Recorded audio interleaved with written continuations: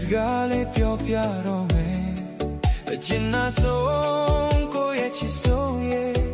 နေမအိုးမုံလိုက်တော့မလားလေကွယ်ကျဉ်းနာတဲ့သူလေးရှောင်ပြေးလေတော့ကိုရီယောက်ခဲခုတော့ချေကွယ်ပြီရှင်သူရဲ့ကိုရီယောက်ကျဲဆွဲပြီအချစ်ချစ်ခံပြီလို့မုံဒီလားကျူသားမဲဆုံးခတ်တော့မလားမေရဲ့